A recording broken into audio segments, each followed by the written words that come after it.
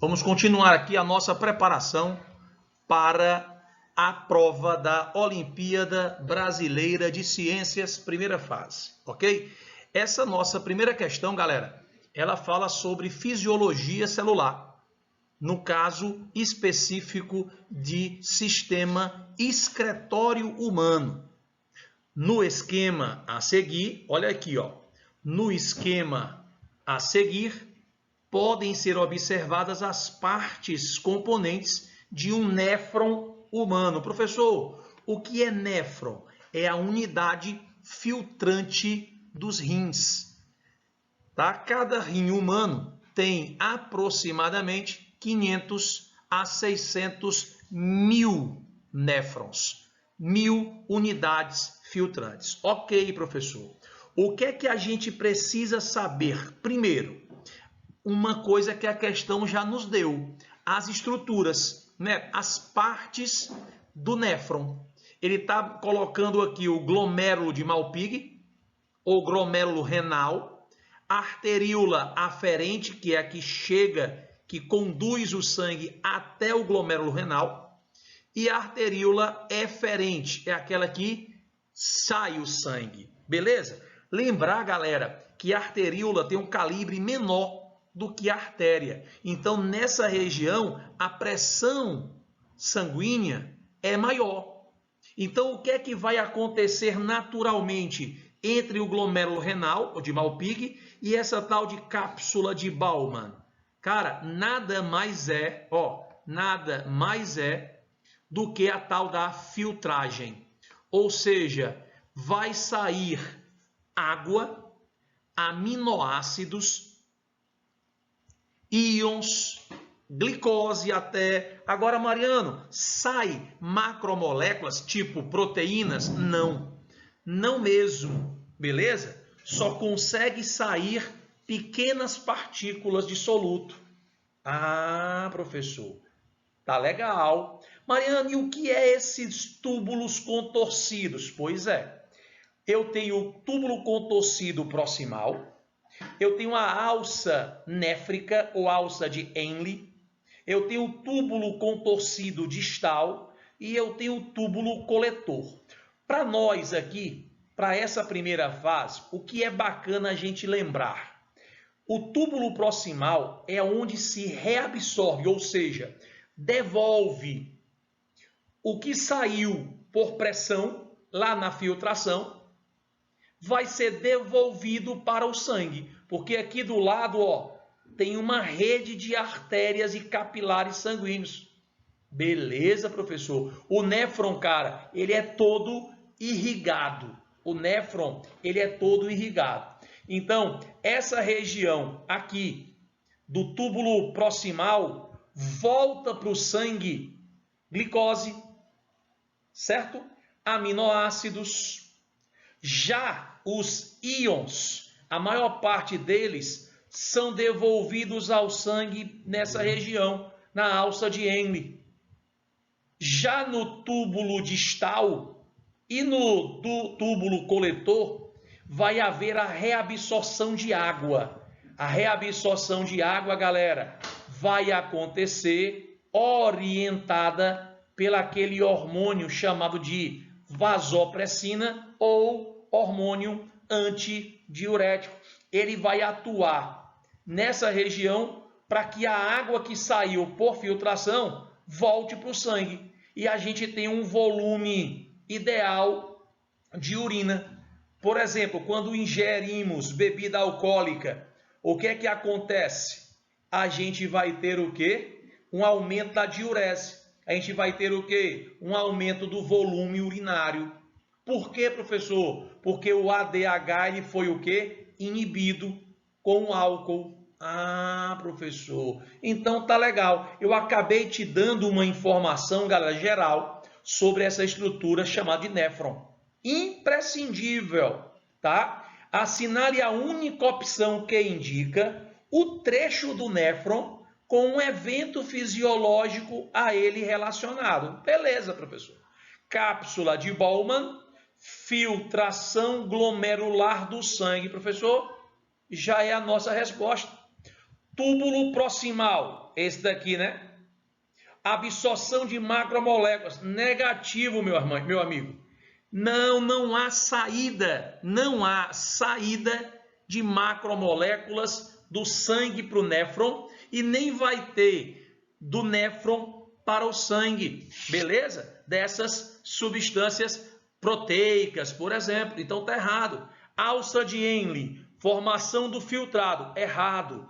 A formação do filtrado acontece aonde? Entre o glomérulo renal e a cápsula de Bowman, ok? Let's go. Aí, o item D, túbulo distal, reabsorção de molécula de proteína. Falso. Se fosse aminoácido, também estaria falso, pois o aminoácido ele é reabsorvido aonde? No túbulo proximal, ok? Beleza? Mariana, então e o item E?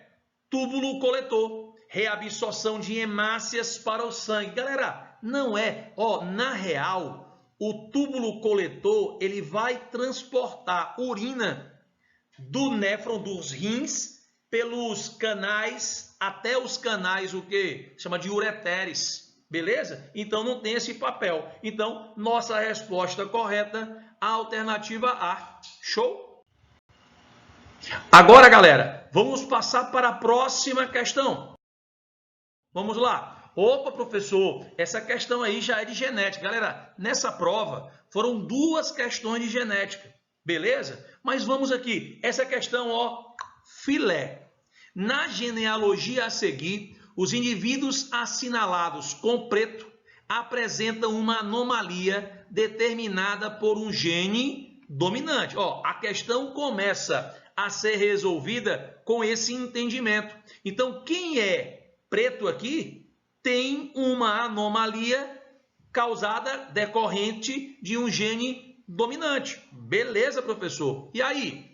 Então, qual é a consequência? Eu vou usar o Azinho. Então, quem não for pintado será o quê? Azinho. Beleza, professor Paulo Roberto Mariano. Tá aí. Pronto. Beleza? Mariana, e essa pessoa aqui, meu irmão, ela vai ser pelo menos portadora de quem? Do azão. Beleza? Azão, e aqui eu vou colocar azão. Mas, Mariano, e o outro gene? Aí o que é que eu quero que você perceba? Se esse indivíduo aqui é azinho, pela lei de Mendel, o que é que acontece? Um dos genes tem origem materna e o outro gene tem origem o quê? Paterna. Então, se esse casal tiveram filhos azinho, com certeza o pai é o quê? Azinho. Aí, pela mesma justificativa, eu também posso dizer que estes também são o quê? Azinho. Não, mas não entendi. Entendeu sim, você quer ver? A mãe dessa mulher aqui não é azinho? Então ela só pode ter doado para a filha o que ela tem, o azinho. E o pai doou quem? O azão. Então na culpa dela aqui ser portadora da anomalia do pai? Certeza. Aí, analisando essa genealogia, é correto afirmar: todos os indivíduos afetados são homozigotos? Não, são heterozigotos. Então tá errado. O item B, todos os indivíduos não afetados são heterozigotos? Não, são homozigotos. Azinho. Apenas o indivíduo 1, que é esse aqui, é heterozigoto? Não, todos os afetados são heterozigotos. Professor. E o item D, apenas os indivíduos 1, 2,1 e 2,5, ou seja, os portadores da anomalia são heterozigotos. Azinho. Acabou-se, Mariano. Resposta correta, alternativa D. Bora para a próxima? Vamos lá. Professor, e essa questão aqui? Galera, essa questão, ela envolve um pouco de meiose. Beleza? Ela envolve um pouco de embriologia, ela envolve um pouco de sistema reprodutor, e ela envolve principalmente divisão celular, meiose, beleza? Em tempos modernos, doamos agasalhos, óculos e até óvulos, exclamou uma personagem de novela diante da amiga que cogitava a doação de suas células não fertilizadas, que restaram de um procedimento de inseminação artificial, beleza? Ou seja, ela usou parte dos seus óvulos e a outra parte não utilizada, ela iria fazer o quê? A doação. Beleza. Supondo-se que as células a serem doadas tenham sido coletadas na tuba uterina, ou seja, tenha saído do ovário e caído na tuba uterina da doadora e mantiveram-se exatamente na fase em que se encontravam quando da ovulação. Pode-se dizer que estavam em metáfase. Aí o cara, Mariano, cara, toda e qualquer divisão celular tem 4 fases: prófase, metáfase, anáfase e telófase. Como ele está se referindo, escuta, como ele está se referindo a um óvulo, é um gameta, beleza. Ele é constituído por células o quê? Haploides. O gameta é uma célula haploide. Se é humana, tem apenas 23, pois a nossa espécie tem 46 cromossomos. Então, cada gameta tem só o quê? 23. Ah, professor, aí já nos ajuda. Aí dessa forma nós já excluiremos o quê? 2 itens. Porque ele fala que a célula é ainda o quê? Diploide. Tá falso. Tá falso, professor. E aí? Metáfase 1. Mariano, tu não acabou de dizer que só tinha uma metáfase? Calma. Prófase, metáfase, anáfase e telófase são as etapas de qualquer divisão celular. Beleza. Porém, entretanto, a meiose, ela tem 2 divisões. Ou seja, ela tem a meiose 1 e a meiose 2.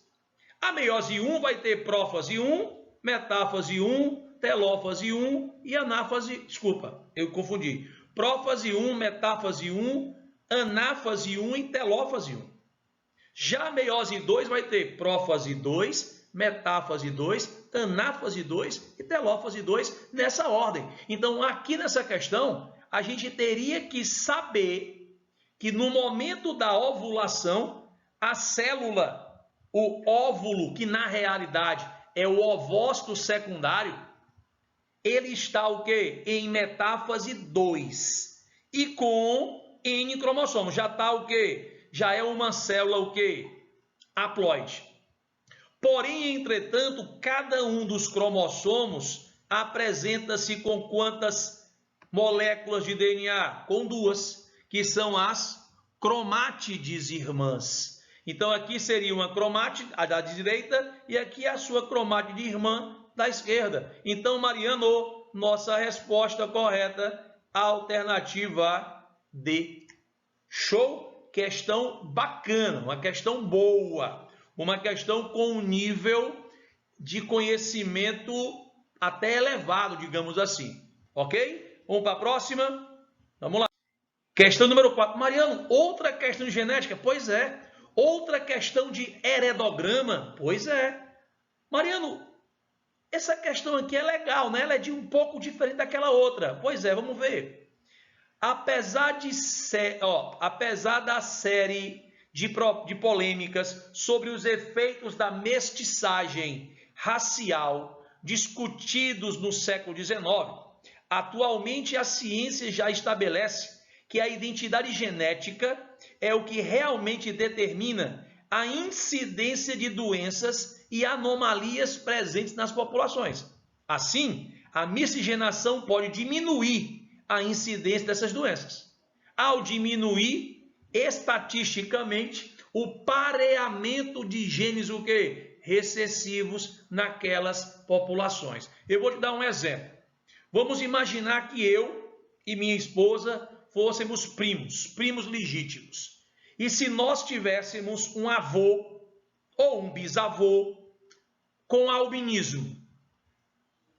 Você concorda comigo que eu teria alguma probabilidade de ser portador? Escuta, eu não sou albino, mas eu poderia ser portador do gene para o albinismo. Eu fosse tipo azão para normal, mas tendo o azinho, e a minha esposa, como minha prima, também.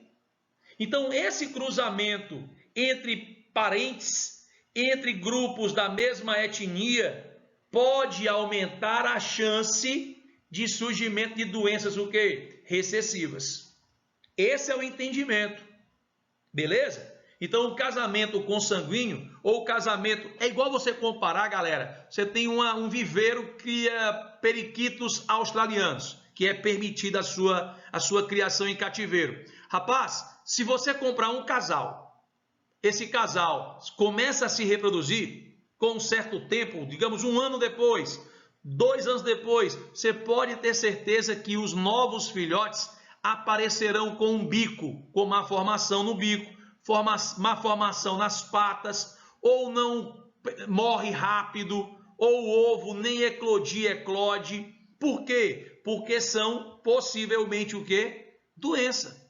São possíveis doenças recessivas que começaram o quê? A surgir por estarem cruzando sempre indivíduos o quê? Com um grau de parentesco alto. Ah, entendi, professor. O heredograma a seguir mostra a ocorrência de uma determinada anomalia em uma família. Agora eu quero que você tenha cuidado. Não tem nenhuma mulher, escuta, não tem nenhuma mulher com a anomalia. Tem essa mulher normal, tem essas 2 mulheres portadoras do gene para a anomalia. E tem essa mulher aqui, beleza? Normal. E aqui eu tenho o homem com anomalia. Mariano, me diga um negócio, se pode. Ei, Mariano. Rapaz, Mariano, eu tô achando um negócio estranho. Galera, esse achar estranho vai ser a nossa resposta.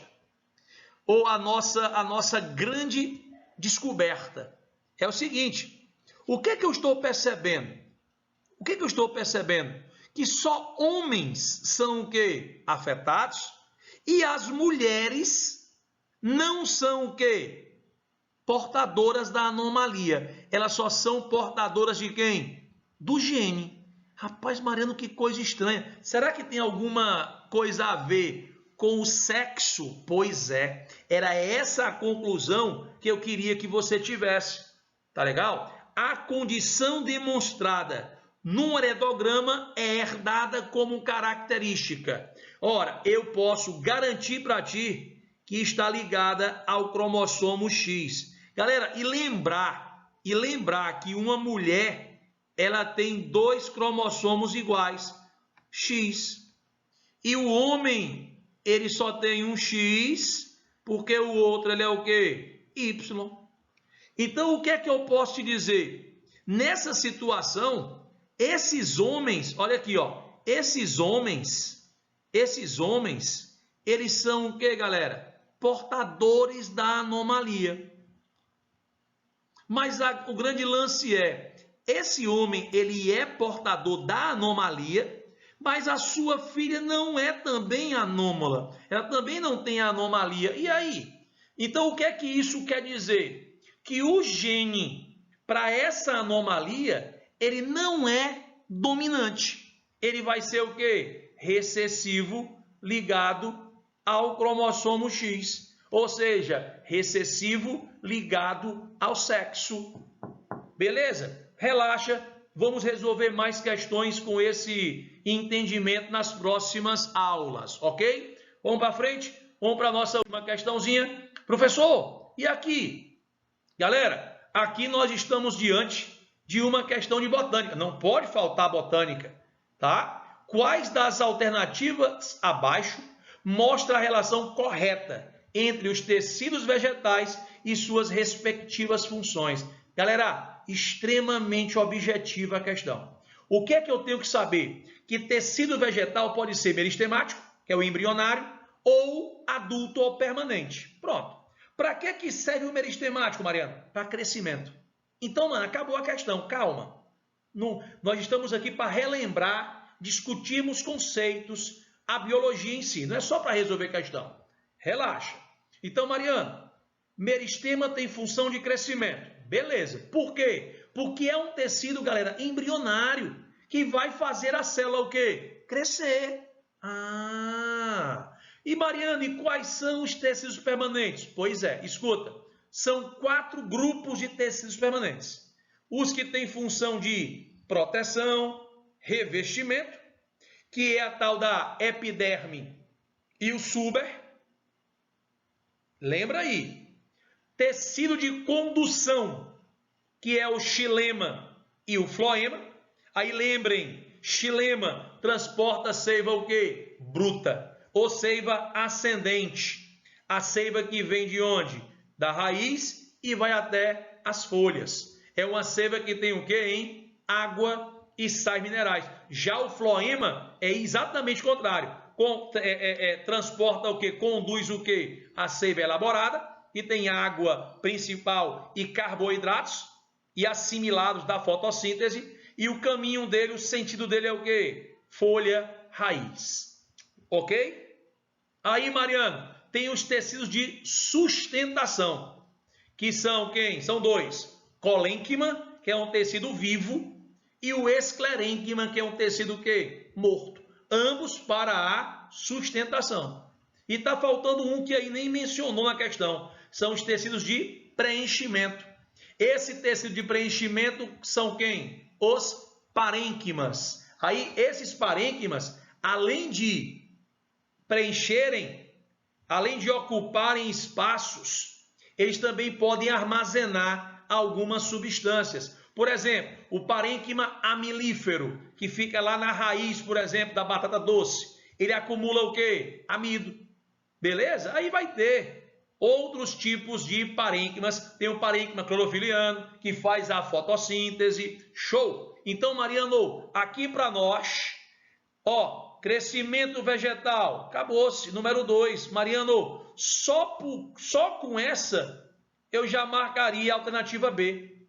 Meristemas, qual é a função? Eu já falei, né, meristemas. Aí transporte de seiva mineral é o xilema, 4, que é a seiva bruta. Proteção, revestimento, 1, suber. E o 3 seria quem? O tecido de sustentação. Tranquilo, galera? Deu para entender legal? Galera, até a nossa próxima aula, até o nosso próximo encontro, ok? Fiquem bem. Até a próxima.